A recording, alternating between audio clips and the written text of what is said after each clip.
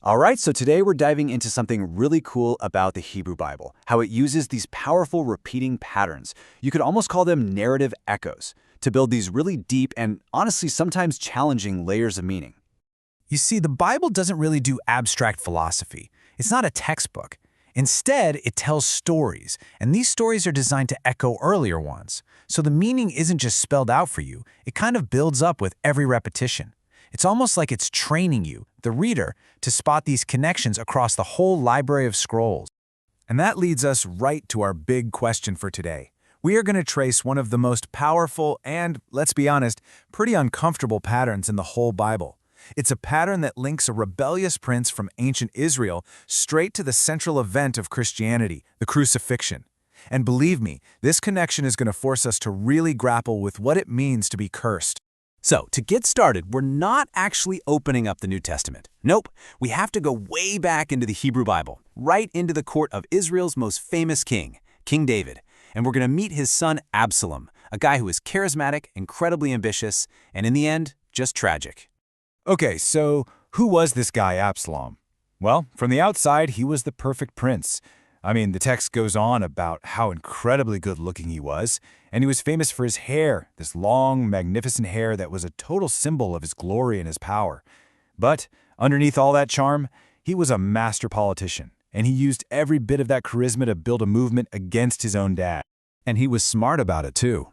He'd go hang out at the city gate, which was kind of like the courthouse and town square all rolled into one.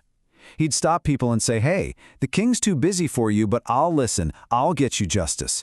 It was pure political genius, total theater, and it worked. The Bible says he literally stole the hearts of the men of Israel, just chipping away at his father's support, one person at a time. So eventually, Absalom makes his move and just declares himself king. And his rebellion is so popular that King David, the great King David, God's anointed, is forced to run for his life. He has to flee his own capital city. The image is just devastating. David walking out of Jerusalem, barefoot, crying, just completely humiliated. This was way more than just a political coup. It was a deeply personal betrayal that sent shockwaves through the entire nation. The whole thing comes to this super dramatic end out in a forest. Absalom is riding his mule, probably thinking he's won, when that famous, glorious hair of his gets tangled up in the branches of a big oak tree.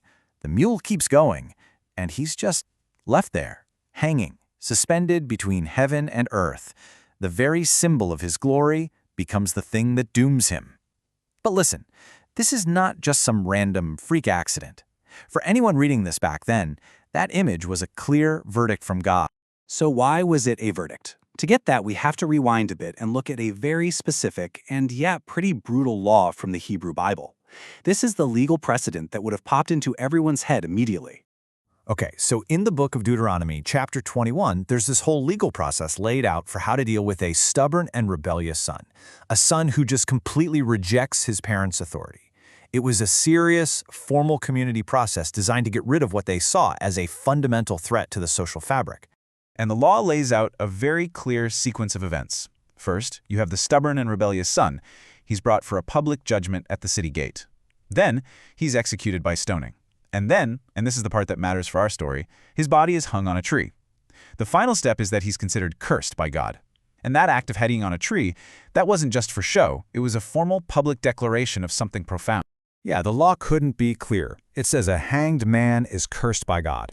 It's a billboard, basically, announcing divine judgment.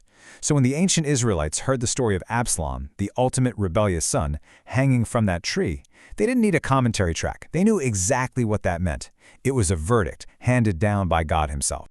But here's the twist. King David, the father, doesn't react with joy. He's not like, "Justice is served." No, he is absolutely crushed. His cry, "Oh, my son Absalom, would I had died instead of you," is just one of the most painful, gut-wrenching lines in the entire Bible. You see, the father loves his rebellious son, but he knows the curse is real, and he's completely powerless to take his place. He can't step in and take that curse for him. Okay, now, let's fast forward a few hundred years, because the New Testament writers are going to pick up this exact pattern, the son, the rebellion, the cursed tree, and they're going to deliberately apply it to Jesus. And that's where we get that deeply uncomfortable parallel we talked about at the beginning. Now, to be clear, the traditional Christian reading of this isn't that it's just a tragic repeat. Not at all. The argument is that what's happening with Jesus is a profound reversal of the Absalom pattern. It's like they're overlaying Jesus' story right on top of Absalom's, but they're saying the core meaning, the very substance of it, is flipped on its head. And you can see how this theological reversal works when you put them side by side. Absalom is the rebel son. Jesus is the perfectly obedient son. David, the human father, wishes he could die for his guilty son but can't. Christian theology says God the Father actually does allow his innocent son to die for the guilty. So, for Absalom, the tree is the final confirmation of his curse. But for Jesus, the claim is that the tree becomes the place where the curse itself is exhausted, where its power is broken for good.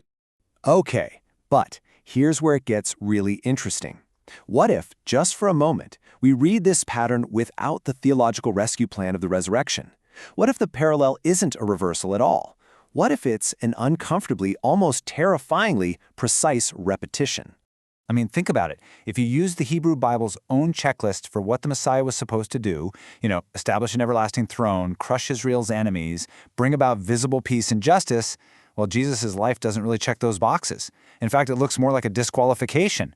Rome was still in charge, there was no earthly throne, and Jerusalem was tragically destroyed just a generation later. So from that perspective, Jesus' death under that very specific curse from Deuteronomy isn't some kind of hidden victory. It's a verdict. Just like Absalom, he made claims to be a king, he gathered a following, and he was publicly executed on a tree. And God didn't step in to save him. The pattern just repeats itself. And that brings us to his famous last words from the cross in the earliest gospel.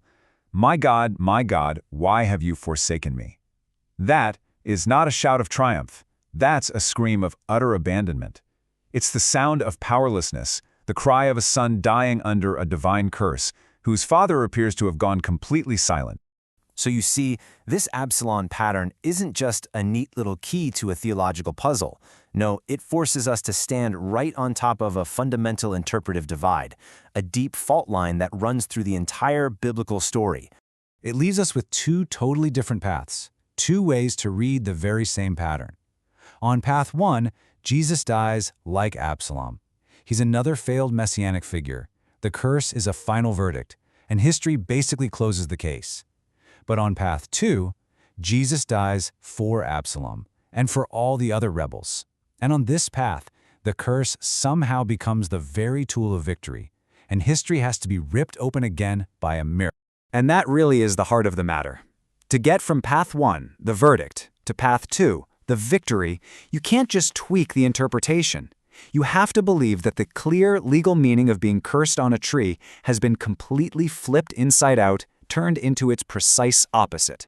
In the end, the text itself doesn't just hand us the answer. It leaves us staring at this raw, powerful, and unresolved symbol, a cursed tree, a dead son, and this incredibly profound question of what it all means. Is it the final word, a verdict? Or is it somehow a new beginning? The pattern is there, and it forces us to choose.